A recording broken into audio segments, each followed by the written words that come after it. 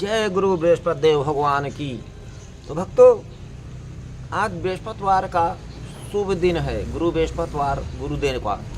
तो हम बृहस्पतिवार की व्रत की कथा आपको सुनाते हैं। इस दिन बृहस्पति महादेव की पूजा होती है, बृहस्पतिवेश्वर महादेव की। एक दिन में एक ही समय भोजन किया जाता है और पीले वस्त्र धारण करे, पीले पुष्प को धारण करे। भोजन भी चने की दाल का होना चाहिए, नमक नहीं खाना चाहिए। तो पीले रंग का फूल, चने की दाल, पीले कपड़े तथा पीले चंदन से पूजा करनी चाहिए।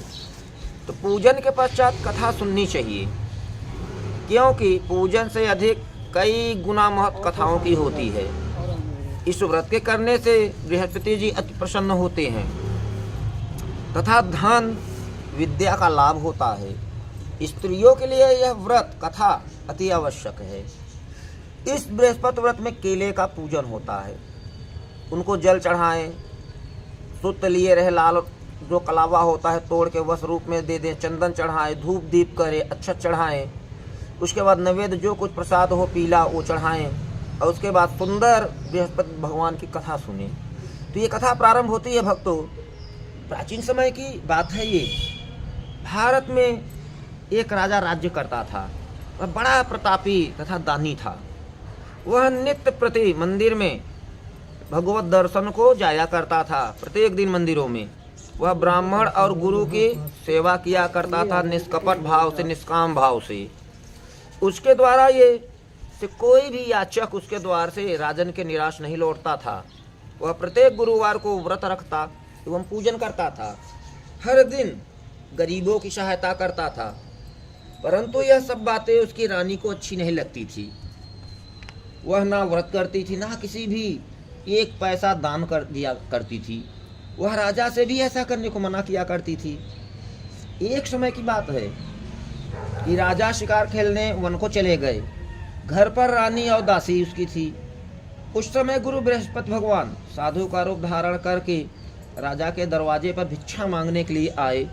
तो साधु ने रानी से भिक्षा मांगी तो वह कहने लगी कि हे साधु महाराज, मैं इस दान और पुण्य से तो तंग आ गई हूँ।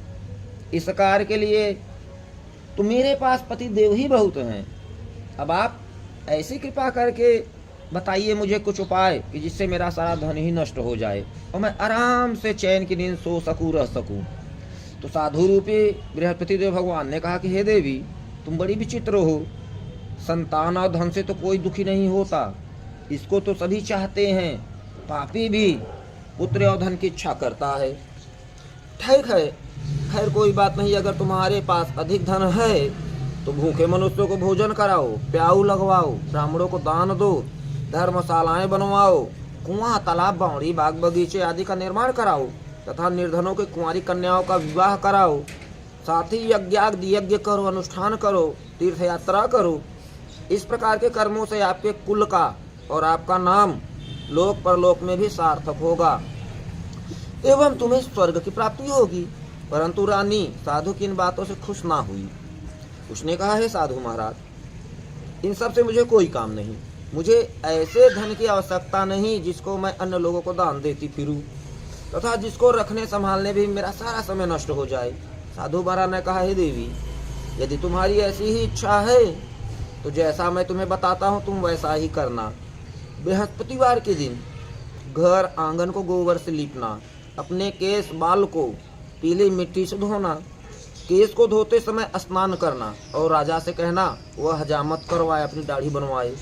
भोजन में मांस मदिरा खाना और कपड़े धोबी के यहाँ से धुलने को देना बृहस्पति को। इस प्रकार 7 बृहस्पति के वार के करने से तुम्हारा सारा धन नष्ट हो जाएगा।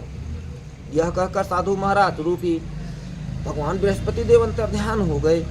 तो रानी ने साधु से के कहने के अनुसार 7 बृहस्पतिवार तक वैसा ही करने का विचार किया। साधु के बताए अनुसार कार्य करते हुए केवल 3 बृहस्पतिवार ही बीते थे कि उसकी समस्त धन संपत्ति सब नष्ट हो गई। भोजन के लिए दोनों समय परिवार तरसने लगे तथा सांसारिक भोगों से दुखी रहने लगे। सब चले गया। तब राजा रानी से कहने लगा कि हे रानी, तुम यहाँ पर रहो अब मैं दूसरे देश को जाता हूँ, क्योंकि यहाँ पर तो मुझे सभी मनुष्य जानते हैं, इसलिए मैं यहाँ पर कोई काम नहीं कर सकता, मजदूरी नहीं कर सकता। अब मैं परदेश जा रहा हूँ, वहाँ कोई काम धंधा करूँगा, शायद हमारे भाग्य बदल जाएंगे। अब ऐसा कहकर राजा परदेश चला गया। वह वहाँ जंगल में लकड़ी काटने लगा और शहर में बेचता। इस प्रकार जीवन व्यतीत करने लगा। इधर राजा के बिना रानी और दासियां नित्य दुखी रहने लगी। किसी दिन भोजन मिलता, किसी दिन जल पीकर ही रह जाती। एक समय रानी और दासियों को 7 दिन बिना भोजन के व्यतीत करने पड़े। तो रानी ने अपनी दासी से कहा कि हे दासी, यहाँ पास ही नगर पड़ोस में मेरी बहन रहती है, वह बड़ी धनवान है, तो उसके पास जा और वहाँ से 5 सेर बेझर मांग कर ले आ, जिससे कुछ समय के लिए गुजारा हो जाए हमारा। दासी रानी की बहन के पास गई तो रानी की बहन उस समय पूजा कर रही थी। बृहस्पतिवार का दिन था। तो दासी ने रानी की बहन से कहा कि हे रानी, मुझे आपकी बहन ने भेजा है, मुझे 5 सेर बेझर दे दो। दासी ने यह बात अनेक बार कही, परंतु रानी की बहन ने कोई उत्तर नहीं दिया, क्योंकि वह उस समय बृहस्पतिवार भगवान की कथा सुन रही थी। जब दासी को रानी की बहन से कोई उत्तर ना मिला तो वह बहुत दुखी हुई, उसे क्रोध भी आया। वह लौटकर रानी से बोली कि हे रानी, आपकी बहन बहुत ही घमंडी है, वह छोटे लोगों से बात भी नहीं करती। तो मैंने उससे कहा तो उसने कोई उत्तर ही नहीं दिया, मैं वापस चली आई रानी। तो रानी बोली, हे दासी, इसमें उसका कोई दोष नहीं है। जब बुरे दिन आते हैं तो कोई सहारा नहीं देता। अच्छे बुरे का पता विपत्ति संकट में ही लगता है। जो ईश्वर की इच्छा होगी अब वही होगा। यह सब हमारे भाग्य का दोष है। उधर रानी की बहन ने सोचा कि मेरी बहन की दासी आई थी, परंतु मैं उसे बोली तक नहीं, इससे वह बहुत दुखी हुई होगी। अतः कथा सुनकर और श्री विष्णु भगवान का पूजन समाप्त कर वह अपनी बहन के घर आई और कहने लगी, हे बहन, मैं गुरु बृहस्पतिवार का व्रत कर रही थी, तुम्हारी दासी हमारे घर आई थी बहन, परंतु जब तक कथा होती है तब तक हम लोग ना उठते हैं और ना कुछ बोलते हैं, इसलिए मैं नहीं बोल पाई। कहो बहन, दासी क्यों गई थी? रानी बोली, बहन, हमारे घर अनाज नहीं था। वैसे तुमसे बहन कोई बात छिपी नहीं है, इस कारण मैंने दासी को तुम्हारे पास 5 सेर बेझर लेने के लिए भेजा था। तो रानी की बहन बोली, बहन देखो, बृहस्पति भगवान सबकी मनोकामना पूर्ण करते हैं, देखो शायद तुम्हारे घर में कहीं अनाज ना रखा हो। यह सुनकर दासी का घर के अंदर गई तो वहाँ उसे एक घड़ा बेझर भरा मिला। उसे बड़ी हैरानी हुई, क्योंकि उसने एक एक बर्तन अपना घर का देख लिया था, पात्र। उसने बाहर आकर रानी को बताया। दासी अपनी रानी से कहने लगी, हे रानी देखो, वैसे हमको जब अन्न नहीं मिलता तो हम रोज ही व्रत करते हैं, भूखे रह जाते हैं। अगर इनसे इस व्रत की विधि और कथा पूछ ली जाए तो उसे हम भी कर लिया करेंगे रानी। तो दासी के कहने पर रानी ने अपनी बहन से गुरु बृहस्पतिवार की व्रत की कथा के बारे में पूछा। तो रानी की बहन ने बताया कि हे रानी, बृहस्पतिवार को सूर्योदय से पूर्व उठकर स्नान करके बृहस्पतिवार का व्रत करना चाहिए, लेकिन उस दिन सिर नहीं धोना चाहिए, बाल। बृहस्पतिवार को व्रत में चने की दाल और मुनक्कों से श्री विष्णु भगवान का केले के वृक्ष के जड़ के नीचे पूजन करें तथा दीप जलावें। उस दिन एक ही समय भोजन करें। भोजन पीले खाद्य पदार्थ का ही करें तथा कथा सुनें। इस प्रकार करने से गुरु भगवान बृहस्पति देव प्रसन्न होते हैं, अन्न पुत्र धन सब कुछ देते हैं। इस तरह व्रत और पूजन की विधि बताकर रानी की बहन अपने घर लौट गई। रानी और दासी दोनों ने निश्चय किया कि वे बृहस्पति देव भगवान का पूजन जरूर करेंगी। 7 दिन बाद जब बृहस्पतिवार आया तो उन्होंने व्रत रखा। घोड़सवाल में जाकर चना और गुड़ बिन लाई तथा उसकी दाल से केले की जड़ में भगवान श्री विष्णु भगवान का पूजन किया। अब भोजन कहाँ से आए? तो दोनों बड़ी दुखी हुई, परंतु उन्होंने व्रत किया था, इस कारण बृहस्पति देव भगवान प्रसन्न थे। वे एक साधारण व्यक्ति के रूप में 2 थालों में सुंदर पीला भोजन लेकर आए और दासी को देकर बोले कि हे दासी, यह भोजन तुम्हारे और रानी के लिए है, तुम दोनों करना। दासी भोजन पाकर बड़ी प्रसन्न हुई और रानी से बोली कि रानी जी भोजन कर लो। तो रानी को भोजन आने के बारे में तो कुछ पता ही ना था, इसलिए वह दासी से बोली जा तू ही भोजन कर ले, क्योंकि तू हमारी व्यर्थ में हंसी उड़ाती है। दासी बोली एक व्यक्ति यह भी भोजन देकर हम दोनों के लिए गया है। रानी कहने लगी वह भोजन तेरे लिए ही होगा, तू ही भोजन कर। दासी ने कहा वह व्यक्ति हम दोनों के लिए 2 थालों में भोजन दे गया है रानी, इसलिए मैं और आप दोनों ही साथ साथ भोजन करेंगी। फिर दोनों ने गुरु भगवान को बृहस्पति देव को नमस्कार करके भोजन प्रारंभ किया। उसके बाद वे प्रत्येक बृहस्पतिवार को गुरु भगवान का व्रत और पूजन करने लगी प्रेम पूर्वक। बृहस्पति भगवान की कृपा से उनके पास धन हो गया, परंतु रानी फिर पहले की तरह से आलस्य करने लगी। तब दासी बोली देखो रानी, तुम पहले भी इस प्रकार आलस्य बहुत करती थी, तुम्हें धन के रखने में कष्ट होता था, इस कारण सभी धन नष्ट हो गया। अब गुरु भगवान की कृपा से पुनः हमें धन मिला है, तो फिर तुम्हें आलस्य होता है। तो बड़ी मुसीबतों दुखों को झेलने के बाद हमें यह धन मिला है, इसलिए हमें दान पुण्य करना चाहिए। तुम भूखे मनुष्यों को भोजन कराओ, प्याऊ लगवाओ, ब्राह्मणों को दान दो, कुआं तालाब बावड़ी आदि का रानी निर्माण करवाओ, मंदिर पाठशाला बनवा कर दान दो, गरीब ब्राह्मण किसी भी की गरीब कुंवारी कन्याओं का विवाह करवाओ, धन को शुभ कार्य में खर्च करो। धन धर्म करने के लिए होता है, जिससे तुम्हारे कुल का यश बढ़े और स्वर्ग प्राप्त हो और पितृगण प्रसन्न हो। दासी की बात मानकर रानी ने इसी प्रकार के कर्म पुनः करने प्रारंभ कर दिए, जिससे उनका काफी यश फलने लगा। एक दिन रानी और दासी आपस में विचार करने लगी कि ना जाने राजा किस देश में होंगे, उनकी कोई खोज खबर नहीं है। तो गुरु भगवान बृहस्पति की कृपा से उन्होंने प्रार्थना की भगवान से। तो भगवान ने रात में राजा को स्वप्न में कहा कि हे राजन उठ, तेरी रानी तुझको याद करती है, अब अपने देश को लौट जा। राजा प्रातः काल उठकर जंगल से लकड़ियाँ काट कर लाने के लिए जंगल की ओर चल पड़ा। तो जंगल से गुजरते हुए वह सोचने लगा कि रानी की गलती से कितने दुख भोगने पड़े। राजपाट छोड़कर उसे जंगल में आकर रहना पड़ा, जंगल में लकड़ियाँ काट कर उन्हें बेचकर गुजारा करना पड़ा।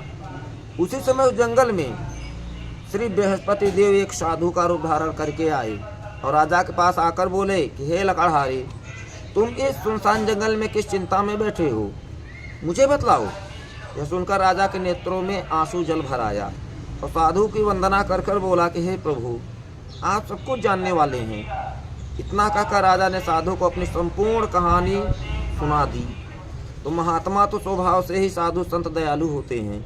वे राजा से बोले हे राजा, तुम्हारी पत्नी ने बृहस्पति देव के प्रति अपराध किया था, जिसके कारण तुम्हारी यह दशा हुई है। अब तुम किसी प्रकार की चिंता मत करो, भगवान तुम्हें पहले से अधिक धन देंगे। देखो तुम्हारी पत्नी ने बृहस्पतिवार का व्रत करना प्रारंभ कर दिया है, अब तुम भी बृहस्पतिवार का व्रत करके चने की दाल व गुड़ और जल के लोटे में डालकर केले के पत्ते से भगवान श्री विष्णु भगवान का पूजन करो, फिर कथा कहो या सुनो, भगवान तुम्हारी सब मनोकामनाओं को पूर्ण करेंगे। साधु को प्रसन्न देखकर राजा बोला हे प्रभु, मुझे लकड़ी बेचकर इतना पैसा भी नहीं बचता जिससे मैं भोजन करने के उपरांत कुछ बचा सकूं। मैंने रात में अपनी रानी को व्याकुल देखा है, मेरे पास कोई साधन नहीं जिससे समाचार उसकी जान सकूं। फिर मैं बृहस्पतिवार की कौन सी कहानी कथा या सुनूं, कहूं, कैसे पूजन करूं, मुझको तो कुछ भी मालूम नहीं। साधु ने कहा कि हे राजा, तो किसी बात की चिंता मत कर, बृहस्पतिवार के दिन तुम रोजाना की तरह लकड़ियाँ लेकर शहर में जाओ, तुम्हें रोज से दुगुना धन प्राप्त उस दिन होगा, जिससे तुम भली भांति भोजन कर लोगे तथा गुरु बृहस्पति देव की पूजा का सामान भी आ जाएगा। बृहस्पति देव की कथा इस प्रकार है। प्राचीन काल में एक बहुत ही निर्धन ब्राह्मण था, उसके कोई संतान नहीं थी। वह नित्य पूजा पाठ किया करता था, परंतु उसकी स्त्री बहुत मलिनता के साथ रहती थी। वह न स्नान करती, न किसी देवता का पूजन करती, प्रातः काल उठते ही सर्वप्रथम भोजन करती, बाद में कोई अन्य कार्य करती। तो ब्राह्मण देवता बहुत दुखी रहते थे, पत्नी को बहुत समझाते, किंतु उसका कोई परिणाम न निकला। तो भगवान के अनुपम कृपा से एक समय उस ब्राह्मण की पत्नी गर्भवती हुई और 10वें महीने एक सुंदर कन्या को जन्म दिया। तो निर्धन ब्राह्मण कन्या के जन्म से बहुत दुखी हुआ, धीरे धीरे ब्राह्मण की कन्या बड़ी होने लगी। बचपन से ही उस कन्या की रुचि भगवान श्री विष्णु की पूजा में थी। वह प्रातः उठते ही स्नानाद करके भगवान श्री विष्णु की पूजा करने मंदिर में जाती थी। बृहस्पतिवार को व्रत करके विधिवत पूजा पाठ करती थी। पूजा पाठ के बाद वह पढ़ने के लिए पाठशाला स्कूल भी जाया करती थी और घर से चलते हुए वह मुट्ठी भर जौ साथ लेकर जाती और पाठशाला के रास्ते में थोड़े थोड़े रास्ते पूरे रास्ते जौ गिराती जाती थी। जब वह पाठशाला से घर लौटती तो वे जौ के दाने को सोने में बदले हुए मिलते, तो लड़की सभी दाने को बिन लेती और बिनते हुए आती। एक दिन जब वह सोने के दानों को साफ कर रही थी तो उसकी माँ ने कहा कि बेटी, सोने के दाने साफ करने के लिए सोने का सूप भी होना चाहिए। अगले दिन बृहस्पतिवार था। उसने भगवान गुरु बृहस्पति देव की पूजा करते हुए प्रार्थना की कि हे भगवान, यदि मैंने आपका व्रत विधिवत किया हो तो मुझे सोने का सूप दे दो। तो भगवान बृहस्पति देव ने उसकी मनोकामना पूरी करने का विचार किया। पाठशाला से लौटते समय उसे रास्ते में सोने का सूप पड़ा हुआ मिला। घर लौटकर सोने का सूप अपनी माँ को दिखाकर वह सोने के दाने साफ करने लगी। उसी समय नगर का राजकुमार उसके घर के सामने से गुजरा। उस सुंदर लड़की को सोने के सूप में जौ साफ करते देख राजकुमार उस पर मोहित हो गया।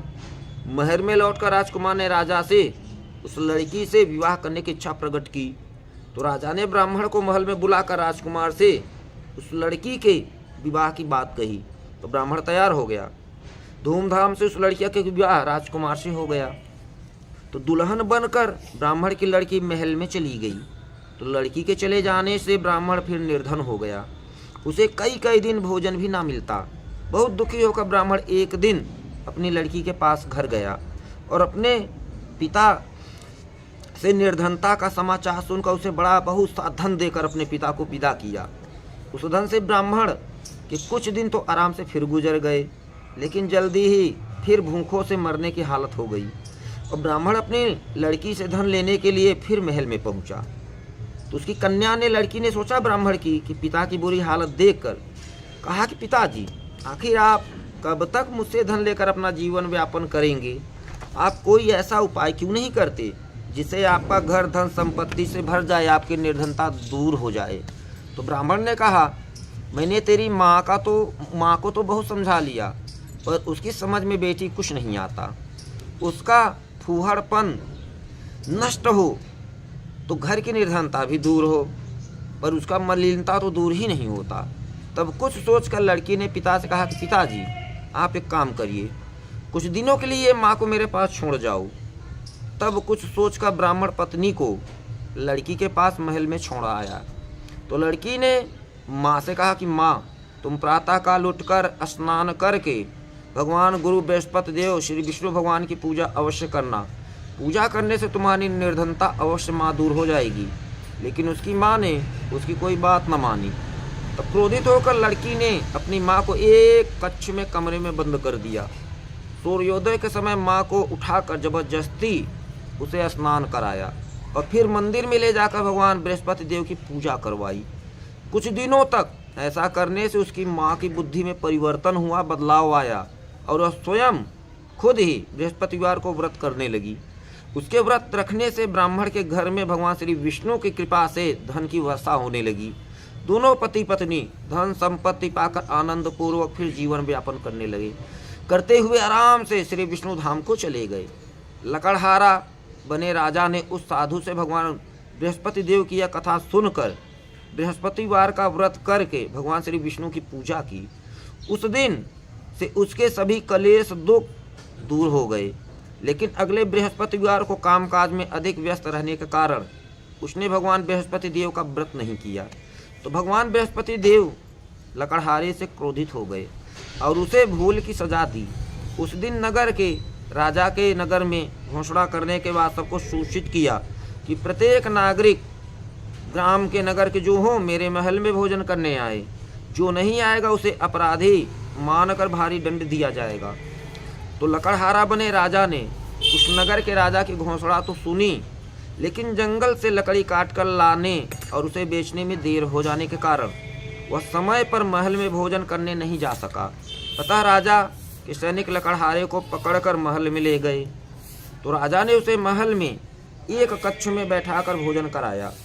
उस कक्ष में एक खूंटी पर रानी का सोने का हार लटका हुआ था। तो लकड़हारा अकेला उस कक्ष में भोजन कर रहा था। तभी उसने एक आश्चर्यजनक घटना घटित देखी। देखते ही देखते वह खूंटी हार को निगल गई। थोड़ी देर के बाद राजा ने हार को गायब देखा तो लकड़हारे को कारावास में डाल दिया। लकड़हारा मन ही मन अपने भाग्य को कोसने लगा। तभी उसे जंगल में मिले साधु का स्मरण याद हो आया। थोड़ी ही देर बाद भगवान श्री बृहस्पति देव सन्यासी के रूप में उसके सामने प्रकट हुए और कहा, हे लकड़हारे, तूने भगवान बृहस्पति देव की पूजा नहीं की, इसी कारण तुम्हें कष्ट हुआ है। लेकिन अब चिंता मत करो, बृहस्पतिवार के दिन कारागार के दरवाजे पर तुम्हें कुछ पैसे पड़े मिलेंगे। उन पैसों से भगवान बृहस्पति देव का व्रत करके उनकी पूजा करोगी तो तुम्हारे सब दुख नष्ट हो जाएंगे। तो बृहस्पतिवार के दिन दरवाजे पर पड़े पैसे मिले राजा को, और उससे उसने चने की दाल और गुड़ मंगाकर लकड़हारे ने बृहस्पतिवार भगवान की कथा कही। तो भगवान बृहस्पति देव प्रसन्न होकर उस नगर के राजा को स्वप्न में लकड़हारे को कारागार से मुक्त करने को कहा। सुबह राजा ने अपने कक्ष में आकर देखा तो खूंटी पर रानी का हाथ टंगा हुआ पाया। तो राजा ने लकड़हारे को मुक्त कर दिया और उसे धन और आभूषण देकर विदा किया। तो लकड़हारा बना राजा उस नगर से चलकर अपने नगर में पहुंचा। तो उस नगर में कुएं, धर्मशाला, बाग बगीचे देखकर बहुत प्रसन्न हुआ। राजा ने किसी से पूछा, ये कुएं, धर्मशाले, बाग बगीचे किसने बनवाए? सबने उसे बताया कि ये रानी और उसकी दासी ने बनवाए हैं। तो राजा में महल में पहुंचा तो रानी ने उसका भव्य स्वागत किया। तब राजा ने निश्चय किया कि सप्ताह में एक बार तो सभी बृहस्पति देव का व्रत पूजन करते हैं, परंतु मैं प्रतिदिन व्रत किया करूंगा तथा दिन में 3 बार कथा कहा करूंगा। अब राजा हर समय अपने दुपट्टे में चने की दाल और गुड़ बांधे रहता और दिन में 3 बार बृहस्पति देव की कथा कहा करता था। वो कुछ दिनों के बाद राजा को अपनी बहन की याद आई। एक दिन घोड़े पर सवार होकर राजा अपनी बहन से मिलने के लिए चल दिया। अभी राजा नगर के बाहर ही पहुंचा था तो उसने कुछ लोगों को एक शव को ले जाते हुए रास्ते में देखा। तो राजा को स्मरण हो आया कि आज उसने किसी को बृहस्पतिवार की व्रत कथा नहीं सुनाई है। तो राजा ने उन लोगों को रोककर कहा कि भाइयों, आप शव ले जाने से पहले मुझसे बृहस्पति भगवान की कथा सुन ले। तो लोगों ने राजा पर क्रोधित होते हुए कहा, तुम पागल तो नहीं हो गए हो? लेकिन बड़े बूढ़ों लोगों ने कहा, अच्छा भाई, साथ में चलते चलते तुम अपनी कथा भी सुना लो। तो राजा ने चलते हुए आधी कथा ही सुनाई थी कि उस शव हिलने लगा और राजा की पूरी कथा सुनाते ही शव उठकर बैठ गया। लोगों ने हैरानी से दांतों तले अपनी उंगली दबाई और अगले बृहस्पतिवार से भगवान बृहस्पति देव का व्रत करने, कथा सुनने का निश्चय कर लिया सभी ने। अब घोड़े पर सवार राजा चलते हुए किसान के पास पहुंचा। रास्ते में खेत में किसान अपने खेत में हल चला रहा था। तो राजा ने कहा, अरे भाई, मुझसे बृहस्पतिवार की कथा तुम सुन लो। किसान झुंझलाकर बोला, अरे भाई देखो, नहीं, इतनी देर तक तुम्हारी मैं कथा सुनूंगा, जब तक उतनी देर में तो पूरे खेत में हल चला लूंगा। तो राजा निराश होकर चलने लगा। तभी किसान के बैल लड़खड़ा कर जमीन पर सब गिर पड़े दोनों। किसान के पेट में भी जोर का दर्द होने लगा। उस किसान की पत्नी जब खाना लेकर आई तो उसने किसान से इस बारे में पूछा। किसान ने घुड़सवार की राजा की पूरी बात बता दी। किसान की पत्नी दौड़ती हुई राजा के पास पहुंचकर हाथ जोड़कर बोली कि भैया, मैं तुम्हारी कथा सुनने को तैयार हूँ। राजा ने उसके साथ खेत पर जाकर बृहस्पतिवार भगवान की कथा सुनाई। तभी बैल उसके उठ खड़े हो गए और किसान के पेट का दर्द भी तुरंत ठीक हो गया। राजा अपनी बहन के घर पहुंचा। उसकी बहुत आगत भगत स्वागत हुई। अगले दिन सुबह उठकर राजा ने देखा घर के सभी लोग भोजन कर रहे हैं। किसी भी भूखे को बृहस्पतिवार की कथा सुनाए बिना राजा भोजन नहीं करता था। जो भोजन ना किया हो उसी को सुनाते थे। तो उसने बहन से कहा कि बहन, क्या घर में कोई ऐसा व्यक्ति है जिसने अभी तक भोजन ना किया हो? उसकी बहन बोली, भैया, हमारे घर में तो क्या, आपको पूरे नगर में, गांव में ऐसा कोई व्यक्ति नहीं मिलेगा जिसने सुबह सुबह भोजन ना कर लिया हो। तब राजा ने बहन के घर से निकलकर उस नगर में बिना भोजन के व्यक्ति की तलाश शुरू कर दी। एक गड़ेरिये के घर में उसका एक बेटा बीमार होने के कारण भूखा रह गया था। तो राजा ने उसको जाकर बृहस्पतिवार भगवान की कथा सुनाई। कथा सुनते सुनते गडेरिया का बीमार बेटा बिल्कुल ठीक हो गया। तो सबने राजा की बहुत प्रशंसा की। एक दिन राजा ने अपनी बहन से कहा कि बहन, अब हम अपने घर जाना चाहते हैं, तुम भी हमारे साथ चलो। कुछ दिन बाद वहाँ घर पे हमारे रहकर लौट आना बहन। तो राजा की बहन ने अपनी सास से पूछा तो सास ने ताने देते हुए कहा, बहू मायके जाना हो तो तू अकेली जाना, मेरे पोतों को मत ले जाना, तुम्हारे भाई की कोई संतान नहीं है, कहीं तुम्हारी भाभी मेरे पोतों पर कोई जादू टोना ना कर दी। दूसरे कक्ष में बहन की सास की बातें सुनकर राजा दुखी मन से अकेला ही अपने नगर गांव को लौट आया। और रानी ने राजा से कहा कि आप तो अपनी बहन के साथ लाने की बात कह गए थे, फिर बहन को क्यों साथ नहीं लाए। तब राजा ने दुखी होते हुए रानी से कहा कि देवी हम निसंतान हैं, इसलिए कोई हमारे घर आना पसंद नहीं करता।